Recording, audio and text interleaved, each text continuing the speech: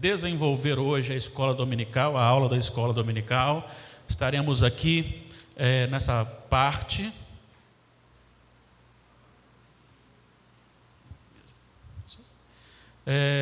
Estaremos apenas usando aqui. Tem um microfone aqui que você quer saber, Isa? Por favor, quando o William vai ficar com o microfone ali, porque se você quiser fazer alguma pergunta ou participar, ele vai até você, para que não fique o silêncio no ar, as pessoas sem saber o que está perguntando, tá bom? Muito bem.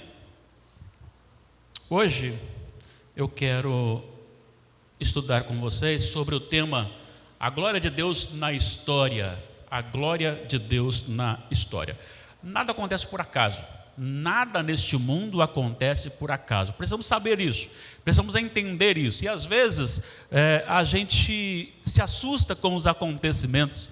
E às vezes nos perdemos em meio aos acontecimentos. Mas nós nos esquecemos por algum momento que tudo está nas mãos do Senhor. Nós não passamos ainda por aquilo que Jó passou. E quando nós olhamos para Jó, nós sabemos o desfecho, nós sabemos qual a razão daquele acontecimento, nós sabemos o acontecimento, nós sabemos tudo aquilo que aconteceu, qual o propósito, sob o governo de Deus. Deus abriu a porta para que aquilo acontecesse e Deus o sustentou. Só que Jó não sabia disso. Ele passou por todo o problema, todo o sofrimento, sem saber do que estava acontecendo. E em algum momento ele chegou até a questionar a existência de Deus e o agir de Deus. Eu quero nesta manhã também tratar sobre esta glória manifestada na história, a glória de Deus manifestada na história, na vida de Gideão. Nós leremos então alguns versículos e eu quero convidá-lo a deixar a sua Bíblia aberta, que a melhor maneira da gente contar a história é ler a história. Então lerei alguns versículos do capítulo 6 e do capítulo 7 de Juízes. Eu quero convidá-lo a abrir comigo a sua Bíblia em Juízes 6, e nós leremos então a palavra do Senhor contando a história, para a gente entender o que aconteceu. Muitos já sabem, mas sempre é bom relembrar, e alguns às vezes podem ter esquecido, ou às vezes não sabem, podem também relembrar com a gente, tá bom? Primeira coisa, nós vamos ler do capítulo 6, versículo 7 até o versículo 10. Assim está escrito: tendo os filhos de Israel clamado ao Senhor por causa dos midianitas, o Senhor lhes enviou um profeta que lhes disse: assim diz o Senhor, Deus de Israel: eu é que vos fiz subir do Egito e vos tirei da casa da servidão, e vos livrei da mão dos egípcios e da mão de todos quantos vos oprimiam, e os expulsei de diante de vós e vos dei a sua terra, e disse: eu sou o Senhor vosso Deus. Não temais os deuses dos amorreus, em cuja terra habitais, contudo não desses ouvidos à minha voz. Aqui está um resumo da causa do sofrimento e a história que está acontecendo. Então Israel está sendo tomado, sitiado por um exército gigantesco, os midianitas.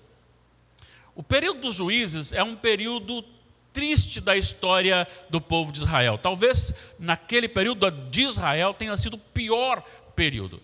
Se você observar por dois momentos, você encontra a seguinte expressão, repete-se a expressão: cada um fazia o que achava que era reto.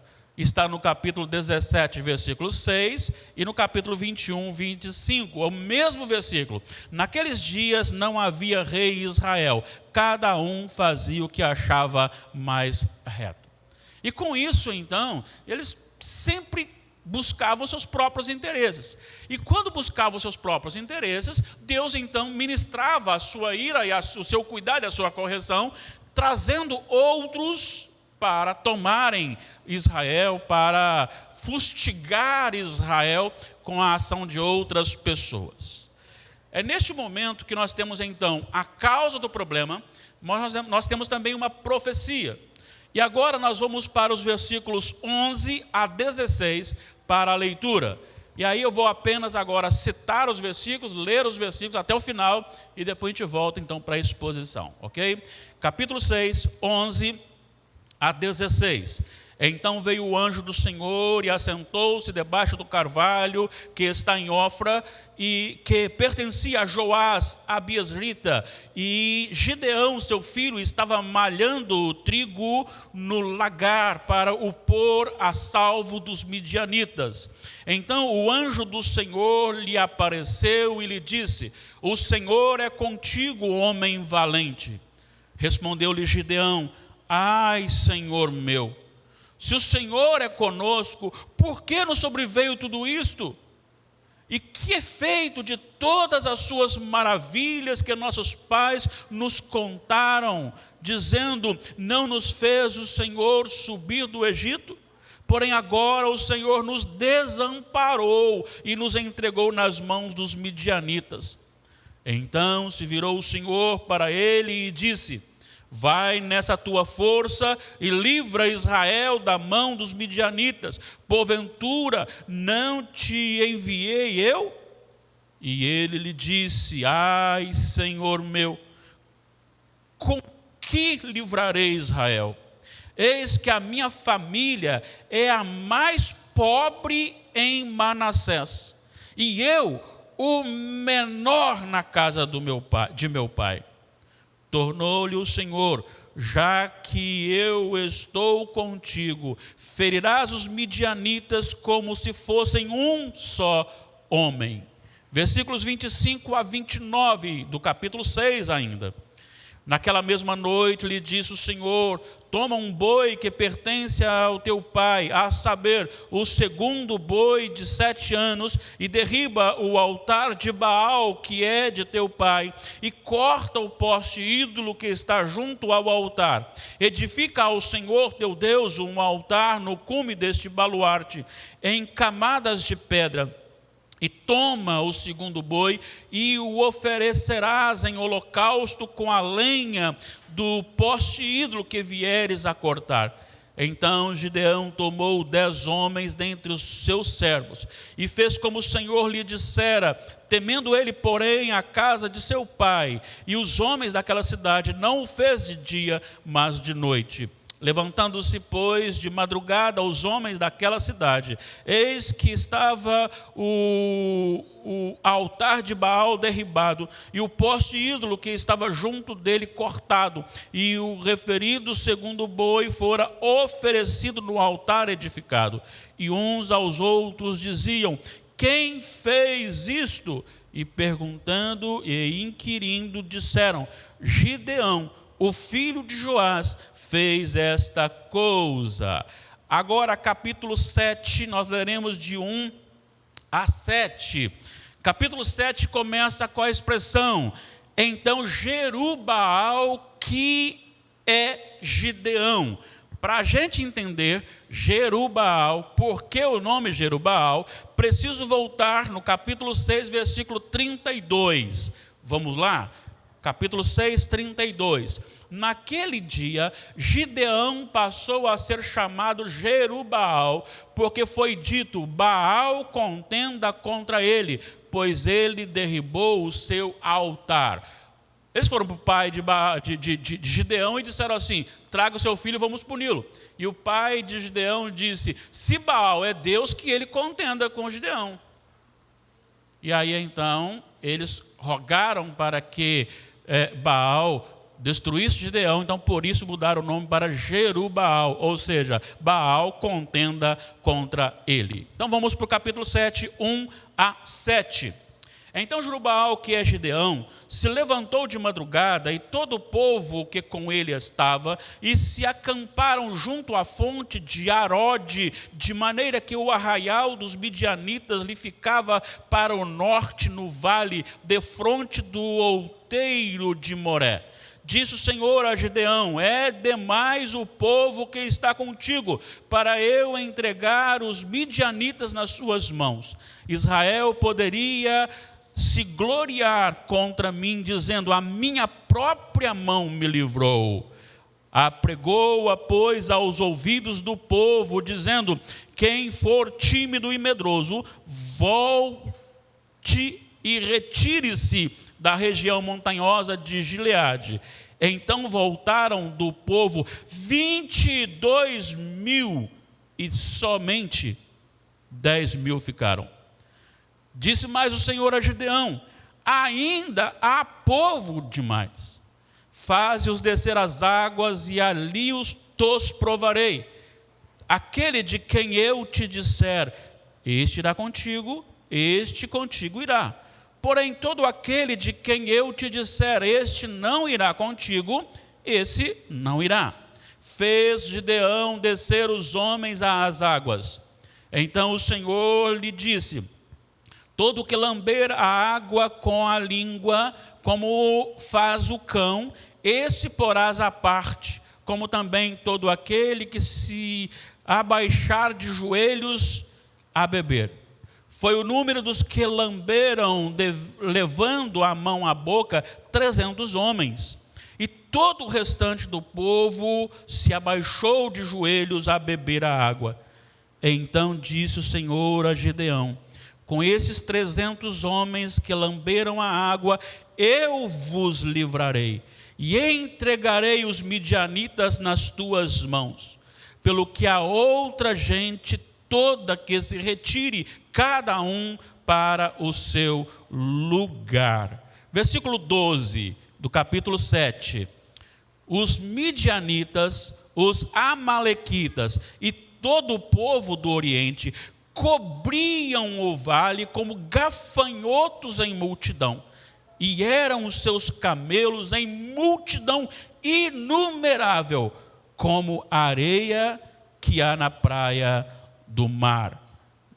7:16 a 22 é o último bloco que nós leremos aqui agora. E então repartiu os 300 homens em 3 companhias, e deu-lhes a cada um nas suas mãos trombetas e cântaros vazios com tochas neles. E disse-lhes: olhai para mim e fazei como eu fizer. Chegando eu às imediações do arraial, como fizer eu, assim fareis. Quando eu tocar a trombeta e todos os que comigo estiverem, então vós também tocareis a vossa ao redor de todo o arraial e direis: pelo Senhor e por Gideão. Chegou, pois, Gideão e os 100 homens que com ele iam às imediações do arraial ao princípio da vigília média, havendo-se pouco tempo antes trocado as guardas, e tocaram as trombetas e quebraram os cântaros que traziam nas mãos. Assim tocaram as 3 companhias as trombetas e despedaçaram os cântaros, e seguravam na mão esquerda as tochas e na mão direita as trombetas que tocavam. E exclamaram: espada pelo Senhor e por Gideão. E permaneceu cada um no seu lugar ao redor do arraial, que todo deitou a correr e a gritar e a fugir. Ao soar das 300 trombetas, o Senhor tornou a espada de um contra o outro, e isto em todo o arraial, que fugiu rumo de Zererá até Bet-sita, até ao termo de Abel-meolá, acima de Tabate. Necessário foi ler todos esses textos, porque contar a história dessa forma, para mim, é muito mais eficiente. Então você tem noção daquilo que o Senhor operou, de como o Senhor operou na vida do povo de Israel, no tempo dos juízes, através desse homem chamado Gideão. Você tem todo o direito de perguntar e todo o direito de participar. Então você levanta sua mão, segura. Acho que o William pode até sentar se ele quiser. Qualquer coisa eu falo. Tem alguém lá e levanta e vai. Porque senão fica em pé o tempo todo ali, né? E ele pode se assentar ali. Você querendo falar, levanta a mão e eu falo com ele. Você vai lá, ele vai lá e leva o microfone para você. Tá bom? Muito bem. Então vamos aqui. Deus é glorioso. Deus está no controle de todas as coisas. Sabe, nada pode ir contra o Senhor e prevalecer. Nós olhamos para um sistema politizado, um sistema gerado para desconstruir os princípios de Deus, os princípios da palavra de Deus. Nós vemos cada dia mais o povo vivendo assim como estavam vivendo aqui no tempo dos juízes, cada um fazendo o que acha que é reto. E quando a gente observa isso, a gente fica preocupado e acha que Deus está, será que dormindo? Será que Deus perdeu um pouco a força? Será que Deus foi atingido por esse vírus que assola o mundo também? Não. Deus governa esse vírus. Deus governa o mundo. Deus governa a nossa história. E Deus é glorificado em todo tempo e em todo lugar, querendo o homem ou não, querendo as autoridades ou não. E tudo tem um fim proveitoso. Tudo está dentro do propósito de Deus, caminhando para um desfecho central, que será então o retorno do Senhor Jesus. Quando então todos se curvarão. Há poucos dias ouvi um famoso aí na televisão dizendo que respeito à religiosidade, mas acreditar num Deus que cria tudo, como se tivesse uma varinha de condão, fazendo haja isso, haja aquilo, é mais fácil acreditar na natureza. Se ele não se arrepender, ele também se curvará no último dia e dirá, realmente Deus é o Senhor, mas aí será tarde para ele. Mas todo joelho se dobrará. Aquele pior homem que você pode imaginar, ele se curvará, ele se ajoelhará, todos se ajoelharão. E a história conduz tudo para este desfecho. Quando a maldade, Satanás com seus agentes, e aí então o Apocalipse chama já Satanás e o dragão, e ele então dá poderes à besta que emerge do mar, dá poderes à besta que emerge da terra, e esta da terra submete-se à do mar, e há uma grande aflição na face da terra, mas tudo isso está no controle de Deus. É bíblico. Não se assuste com este sistema que está se levantando contra Deus. Está aqui registrado, não é surpresa para nós. Mas umas coisas que ele precisa ser consolado e confortado, justamente dentro desse texto que nós lemos aqui, são algumas lições que nos ajudarão e nos fortalecerão. A primeira lição que eu quero tirar aqui é que Deus, ele é glorificado a maneira que ele se relaciona ouvindo as orações daqueles que pecaram contra ele. Sabe, é muito comum você ver aí no desenvolver dos outros chamados deuses, que não são deuses, que quando eles se iram, você tem que oferecer alguém, e de preferência tem que ser alguém virgem ou alguém aparentemente inocente, para aplacar a ira como um pagamento.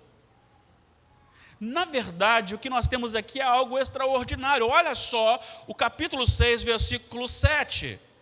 Tendo os filhos de Israel clamado ao Senhor. Sabe uma coisa que nós perdemos muito como igreja? É que nós estamos atravessando crises complicadas e às vezes clamamos tão pouco ao Senhor. O povo de Israel aprendeu a clamar ao Senhor. E eu vou retornar lá no livramento do Egito. Quando Moisés é confrontado com a responsabilidade dele ali, depois de 80 anos de vida, ali no deserto onde ele estava, naquele momento, a palavra de Deus para Moisés é: o clamor deste povo chegou aos meus ouvidos. Agora aqui mais uma vez, e isto, olha só, Deus atende a um clamor, e o povo se rebela de novo, e quando clama, Deus atende o clamor, e o povo se rebela de novo, e quando o povo se arrepende e clama, Deus atende o clamor do povo. Aqui ele revela a sua glória de uma maneira misericordiosa.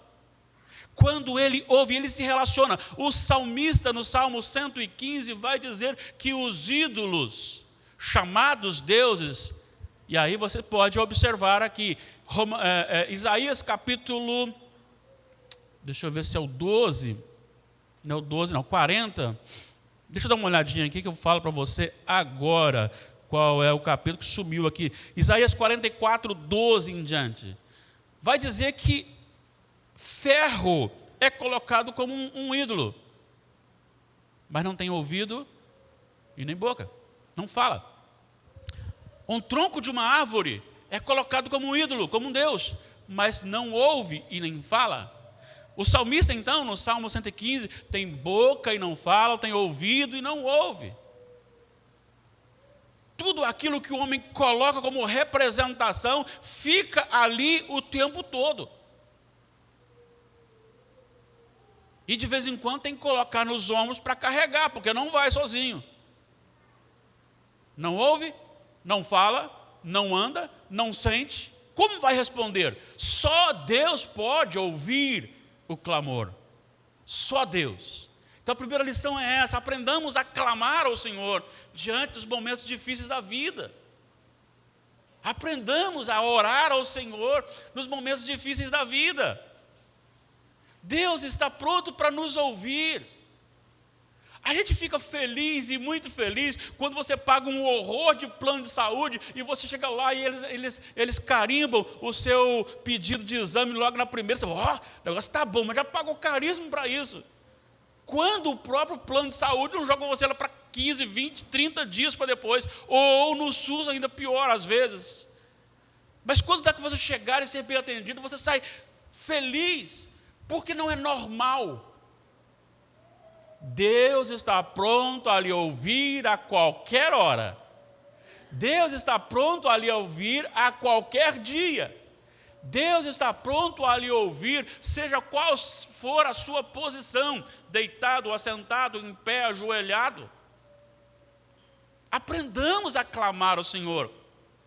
E existe uma coisa que eu posso afirmar juntamente com outros teólogos, e eu não juntamente com outro teólogo, porque eu não sou um teólogo, né? Mas com o pensamento dos teólogos, e aí corrigindo então, a questão é a seguinte: Deus determinou agir na história em resposta às orações. Ele pode agir sem oração? Pode, ele é o Todo-Poderoso. Mas ele escolheu agir assim. E se você olhar a história, todo momento que Deus agiu, que Deus moveu o sobrenatural, ele moveu em resposta a orações. Às vezes um homem sozinho começa a orar no meio-dia, aí vem um outro, começa a orar com ele, aí daqui a pouquinho tem um grande número orando e Deus começa a operar. Aqui o povo clamou e Deus ouviu. Deus ouviu. Então essa é a primeira lição. Aprendamos a clamar o Senhor. Aprendamos a orar. Sintamos prazer em falar com Deus. Você não pode falar com Deus através de Maria, através de José, através dos apóstolos, através do pastor, Não pode. Você só pode falar a Deus através de Jesus Cristo. Tudo que pedides em meu nome, tu orarás, Pai nosso. Então, ora-se a Deus em nome de Jesus. A segunda lição aqui, por favor, se quiser comentar, fica à vontade, tá? A segunda lição aqui que eu quero tratar é que Deus, Ele é um Deus pessoal e Ele vem ao nosso encontro. Não é o homem que vai até Deus, é Deus que vem ao homem. Capítulo 6, 11 em diante. Está lá um homem trabalhando, ele não estava em jejum e oração, ele não era um super crente, ele não era alguém de destaque na sociedade, ele não era alguém famoso, mas ele estava ali trabalhando. E o Senhor desce. O Senhor desce Olha só, então veio o anjo do Senhor, veio e se assentou-se debaixo do carvalho que está em Ofra, que pertencia a Joás, a Abiesrita, e Gideão, seu filho, estava malhando o trigo. Sabe, isso aqui é muito especial, irmãos. Às vezes a gente ouve tanto, né, Danilton? A gente ouve tanto coisa, assim, tantas vezes coisas tão profundas que passam a ser normais para a gente, né? Às vezes passa a ser o arroz e o feijão que a gente nem percebe que comeu, gosta que comeu e nem percebe que comeu. Isso aqui, irmãos, tem uma conotação extremamente importante. Quer ver uma coisa? Isaías 64.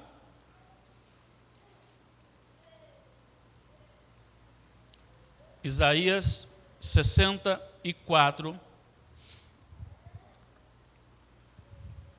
versículos 1 e 2.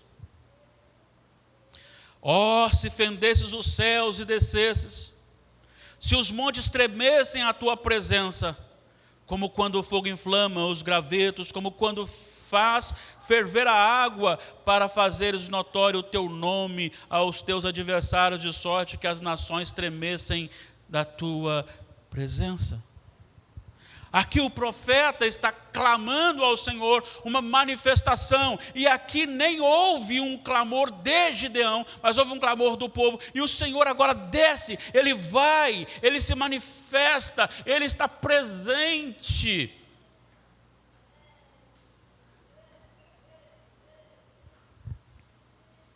Hoje nós teremos a cantata, e a cantata refere-se ao tema Natal. Pensa comigo aqui um pouquinho.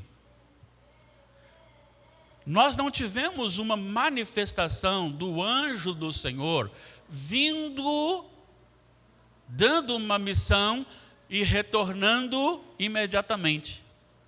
Nós tivemos aqui uma manifestação do anjo do Senhor, porque aqui está com letra maiúscula, você deve ter observado aí, então possivelmente refere-se ao próprio Cristo. Uma manifestação, uma chamada Shekinah, quando Deus manifesta sua glória com a presença visível. Então, quando fala o anjo do Senhor com a letra maiúscula, entende-se que ali manifestou o próprio Cristo. Mas agora em Maria vem Jesus como Emanuel. Ele veio até nós como Emanuel. Ele veio até nós não para deixar uma ordem para faça isso e foi embora, mas ele veio e viveu entre nós. Emanuel significa Deus conosco, ou entre nós. E ali ele viveu por 30 anos uma vida dentro da normalidade, e com 30 anos ele começa o seu ministério. E a nossa irmã Camila leu aqui o primeiro sinal que ele deixou para manifestar que ele é Deus.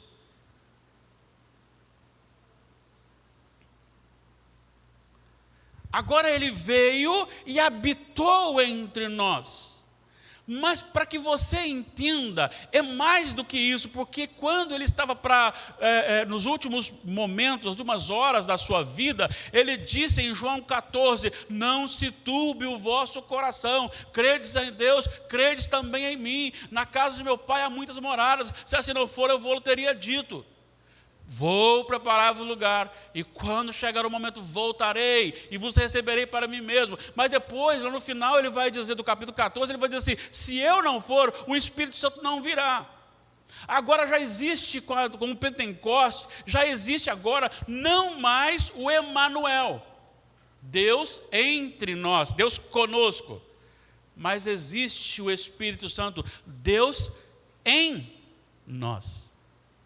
Porque no Espírito Santo agora, o Espírito Santo passa a habitar o coração. O crente passa a ser templo, santuário, morada, casa de Deus.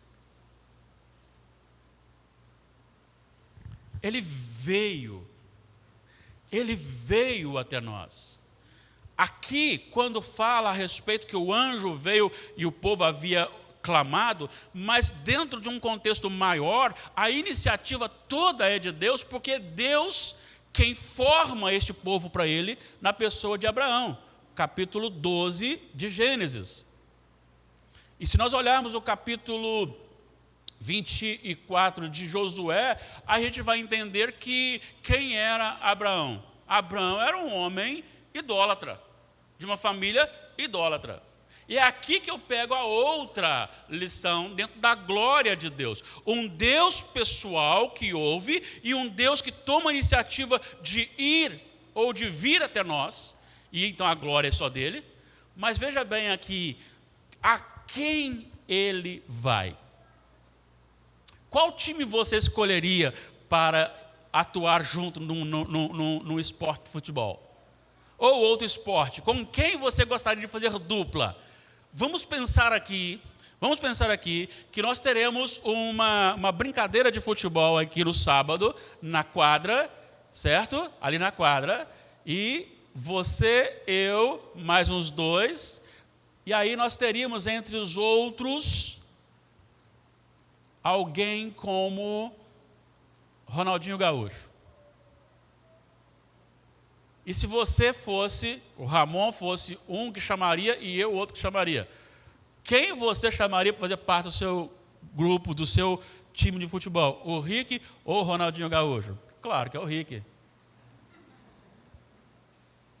A gente escolhe aquilo que nós achamos ser melhor. A gente escolhe porque nós somos dependentes de alguém melhor que a gente. Nós teremos que subir uma grande montanha. A quem nós vamos procurar para subir? Aquele que nunca subiu, nem mesmo daqui para Campo Grande a pé? Ou aquele que está acostumado a subir grandes montes? Lógico, quem tem experiência. Mas ao contrário disso, Deus é glorificado porque Ele chama, preste atenção, Ele aparece e chama. E vamos aqui então para o versículo 15. Interessante porque se você observar aqui, é uma coisa, olha o diálogo, senhor Douglas. Olha o diálogo, capítulo 6, versículo 12. Então o anjo do Senhor apareceu, então a Gideão lhe apareceu e disse: o Senhor é contigo, homem valente. Mas que homem valente é este que após ouvir essa mensagem começa a churumingar? Ele já começa com a expressão: ai, Senhor meu. Olha só, ai, Senhor meu, se o Senhor é conosco, então por que tudo isso aconteceu com a gente? E aí ele vai descrevendo essas questões que haviam acontecido. O Senhor vira para ele no versículo 14 e diz: vai nessa tua força. Que força?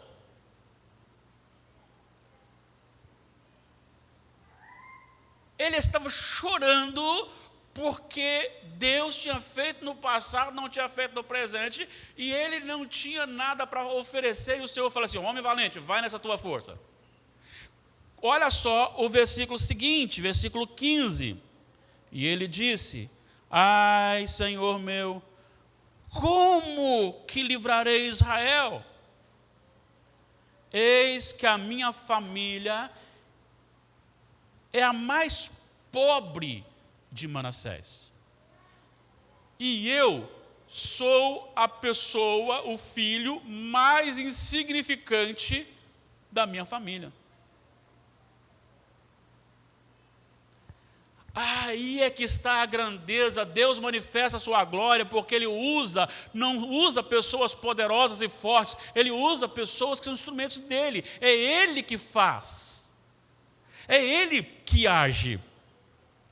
Quando eu olho, por exemplo, para a Igreja Presbiteriana de Nova Brasília, como olhando para a Igreja Presbiteriana do Centenário, de Ocidente, onde eu pastoreei, com certeza tem muito mais pastores, mais habilitados, mais inteligentes. Muitos que têm mestrado, doutorado, e além de ter essa preparação, têm uma capacidade de oratória bem melhor que a minha. Só que Deus não quer usar o que tem uma oratória, se Ele quiser Ele usa, só. Deus não quer usar aquele que faz um mestrado, só. Deus não quer usar o que faz doutorado, só. Deus usa quem Ele quer e Ele quer usar você aqui e agora.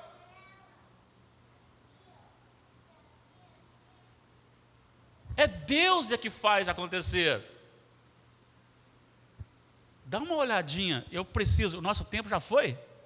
Ixi, nosso tempo já chegou lá no final. Mas rapidinho, em Atos dos Apóstolos. Atos.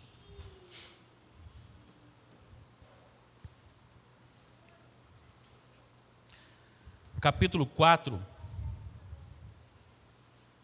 Versículo 13.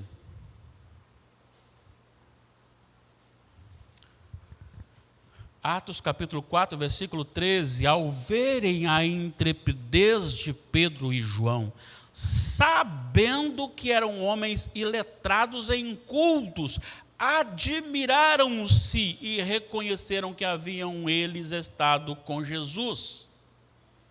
Capítulo 7 do mesmo Atos, ou melhor, capítulo 6, versículo 10, falando de Estevão. E não podiam resistir à sabedoria e ao Espírito, e aí então, pelo qual ele falava, mas se você observar cá no capítulo 6, o versículo 5, o parecer agradou a toda a comunidade, elegeram Estevão um homem cheio de fé e do Espírito Santo. Então o que faz a diferença é o Espírito Santo, não é você. O que fez a diferença aqui não foi o nosso amado, querido irmão Gideão, mas foi o Deus de Israel. Agora presta atenção uma coisa. Deus, Ele é um Deus pessoal, porque Ele se relaciona, Ele ouve o clamor. Deus, Ele toma a iniciativa e vem até nós. Deus usa a qualquer um, independentemente da sua capacidade intelectual, mas Ele exige também fidelidade a Ele. Imagine uma coisa, o seu pai é o líder de um bairro, e ele levanta ali um grande altar, e ele diz, esse altar é ao Deus que vai defender o nosso bairro. E de repente Deus fala com você, agora vai lá e derruba o altar que seu pai fez. E todo o povo segue esse altar, todo o povo se curva diante desse altar, todo o povo cultua esse altar ou esse ídolo que ali está. E você recebe de Deus uma ordem, vai lá e derruba esse altar. Gideão recebeu essa ordem. Havia um altar, havia um poste ídolo, e ali todos se curvavam. Ele diz assim, vai lá e derruba isto, pega um boi do seu pai, constrói com o material que lá está, constrói lá um altar ao Senhor e sacrifique ali esse boi como culto, como adoração ao Senhor. E aí dá uma palavrinha para aquelas pessoas que têm tanto problema com o Natal. Não pode comemorar o Natal, porque o Natal tem um fundamento de... Bom, se fosse assim também, ele não poderia construir no local e nem com a lenha do poste ídolo. A questão é que o Natal, ele tem uma origem lá em 313 ou 15, com o Constantino, em que ele transfere o culto pagão para cultuar então o nascimento de Jesus. Mas aqui também ele ordena que Gideão destrua e com aquele material faça para o Senhor. Faça para o Senhor. Agora pensa comigo, será que altar e que ídolo Deus quer derrubar do seu coração? Pastor, eu não tenho nenhum ídolo no meu coração. E eu lhe convido a pensar juntamente comigo. a buscar, com certeza encontraremos alguns ídolos no nosso coração. O Senhor Jesus, certa feita, disse assim: eu não vim para trazer paz, eu vim para trazer espada. Não é porque ele veio fomentar a guerra, mas é porque o chamado dele receberia uma resistência contrária. Ah, não posso servir Jesus não, porque minha mãe e meu pai não querem que eu sirva Jesus. Ah, eu não quero servir Jesus não, ser cristão não, porque o meu filho não quer que eu sirva Jesus. E ele diz assim, o Senhor Jesus diz assim: aquele que amar o pai e a mãe, ou o familiar, ou alguma coisa, mais do que a mim, não é digno de mim. Busquemos agora, quem sabe tem um ídolozinho lá que precisa ser tirado da nossa vida, precisa ser tirado do nosso coração. Vamos mais para a gente fechar aqui, tá bom? Capítulo 7. Capítulo 7, você tem agora uma maldição que já foi colocada no versículo 32, que Baal contenda com ele, certo? Aí mudaram até o nome dele para Jerubaal. E agora, então, ele recebe algo inusitado. Deus chama Gideão e fala assim: vai lá e mata esse povo. Lembra que nós lemos aqui que este povo, versículo 12 do capítulo 7, era um povo que era até difícil de contar. O exército era grande.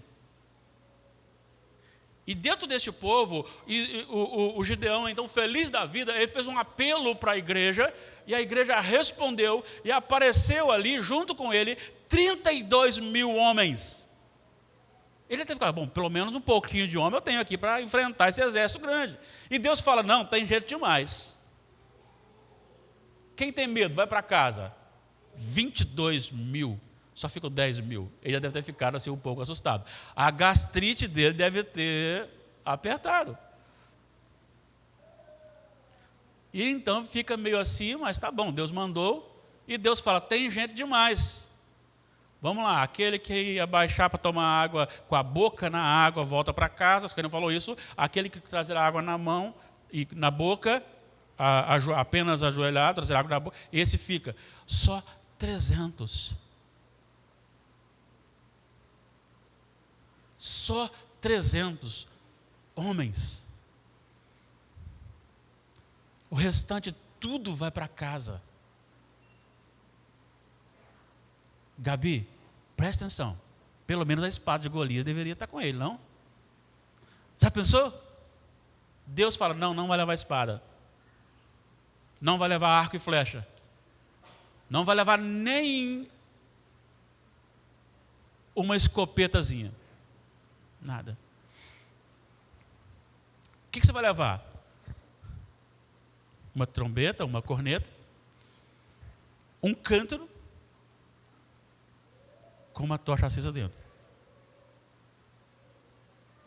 Esse negócio é ilógico e é estranho.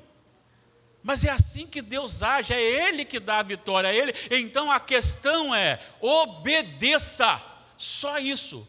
Obedeça.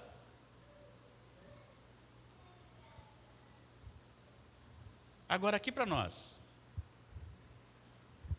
Vamos pensar um pouquinho aqui. Quando foi este episódio? Foi lá no tempo dos juízes.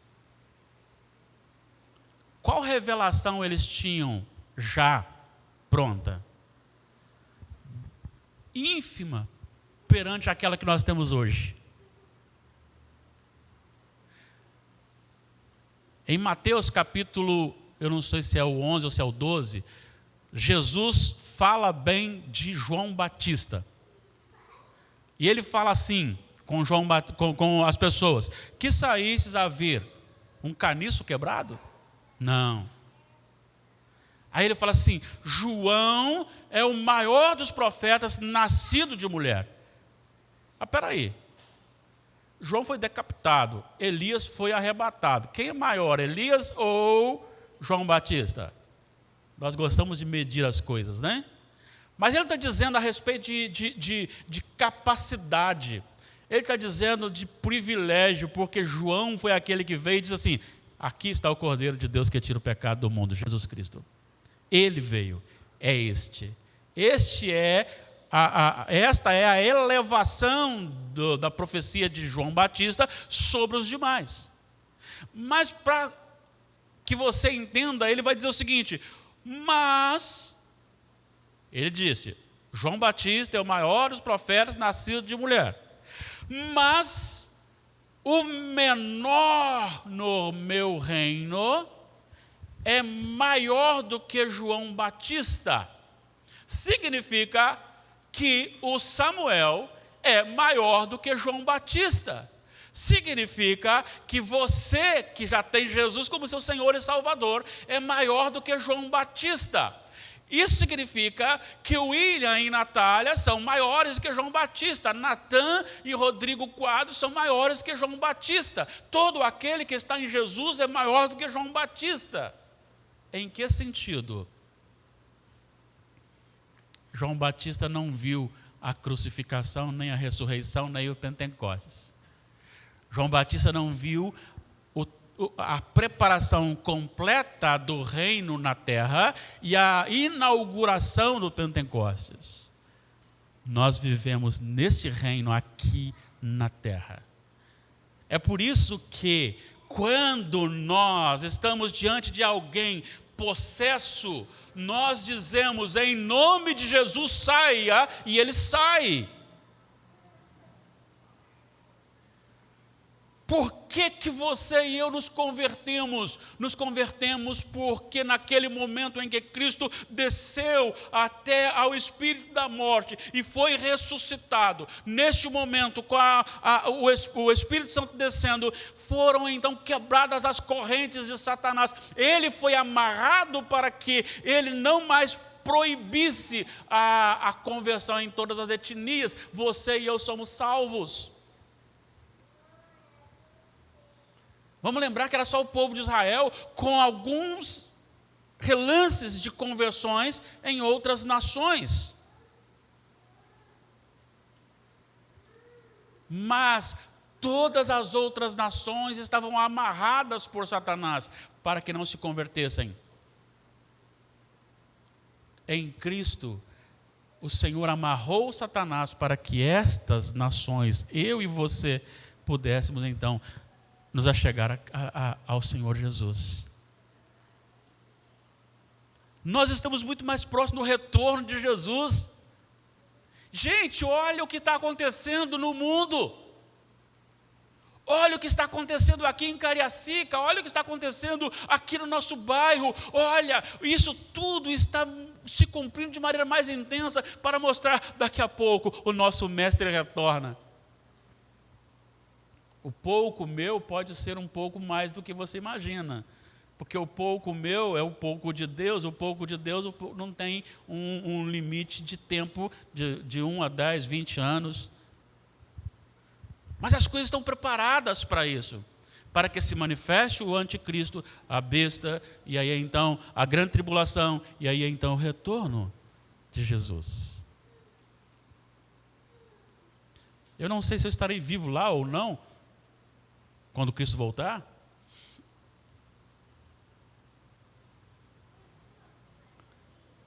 Mas o que eu quero é vivenciar esse momento, dentro desse aspecto importante, desta revelação de Deus, para ser usado por Deus, sem as minhas habilidades, só mesmo manifestar o poder de Deus. E se Deus falar assim: fecha o olho e vai, fecha o olho e vai. Não confie na sua força. Não confie na sua força. Para encerrar, Gideão chama e coloca sangue aqui, sangue lá e sangue de cá. Quais serão as armas de guerra? Uma corneta, um cântaro vazio e uma tocha acesa.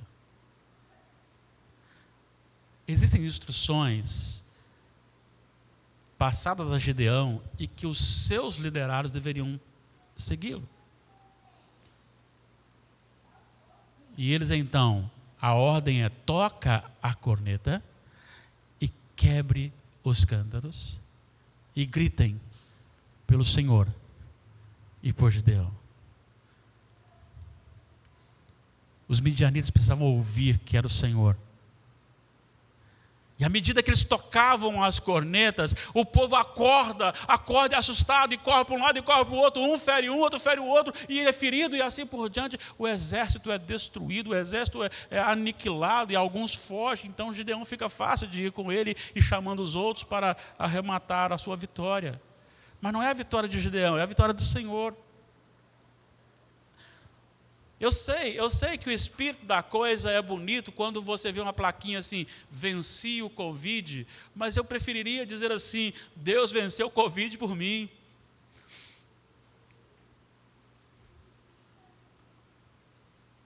Aquela dorzinha de cabeça que você tomou aspirina, ela vai embora, é Deus que te cura, não é a aspirina em si.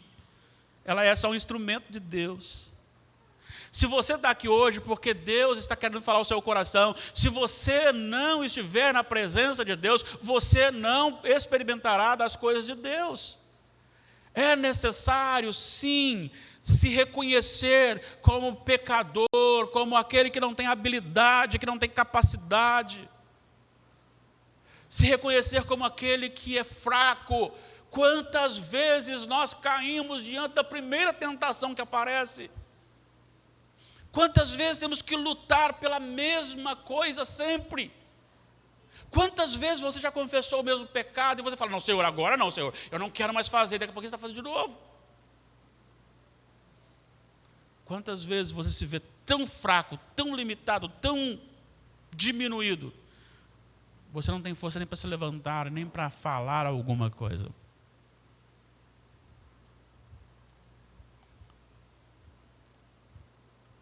Quando nós citamos Pedro e João e os demais apóstolos lá em Atos, são os mesmos que fugiram nos evangelhos. Negou, fugiram. Covardes nos evangelhos. Covardes.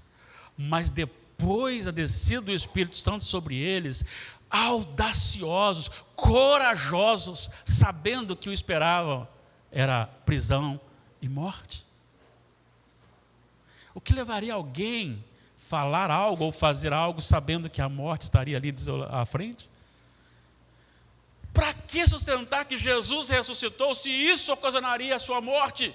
Morte daquele que falou que Jesus ressuscitou? Deus é glorificado na história. E aí agora nós lemos a história de Gideão. E eu fecho aqui esse estudo fazendo uma pergunta: qual é a sua história? Será que daqui a um tempo alguém poderá olhar e dizer assim: como Deus agiu na vida? Coloca o seu nome agora. Não você fez, mas como Deus agiu na vida.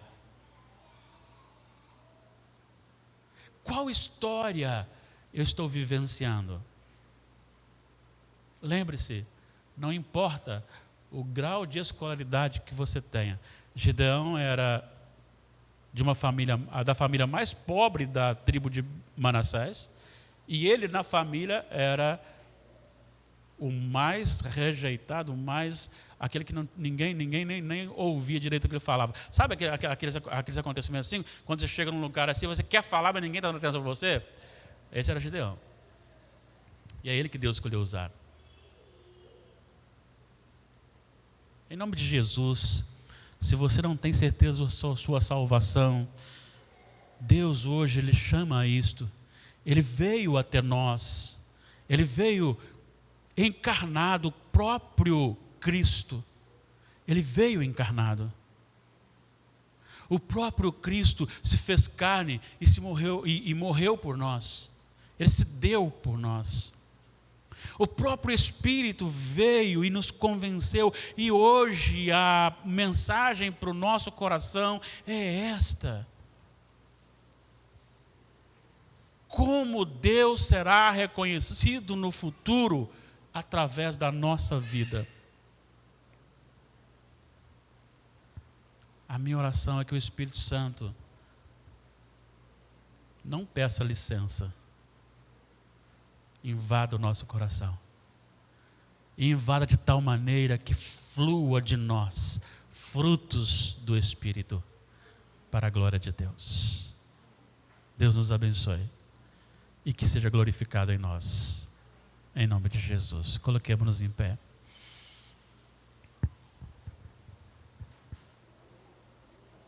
Tu és grande, ó Deus, glorioso, majestoso. Tu te assentas sobre a redondeza da terra. Tudo pertence ao Senhor, porque foi criado pelo Senhor e é sustentado pelo Senhor. A terra geme e suporta angústias, como dores de parto, aguardando o dia da sua restauração, porque ela recebeu a maldição do homem. Nós aguardamos também o dia da consumação. Mas enquanto estamos aqui, nós queremos viver para a glória do Senhor. Que todos que aqui estão e aqueles que cultuam conosco nesta manhã, que exaltem, que glorifiquem ao Senhor. Que cada história aqui e aquele que me ouve agora, cada história seja uma história que exalte a graça de Deus, a glória de Deus. Que as pessoas glorifiquem ao Senhor pela nossa vida. Nós oramos ao Senhor, por mediação de Jesus Cristo, nosso Senhor e Salvador.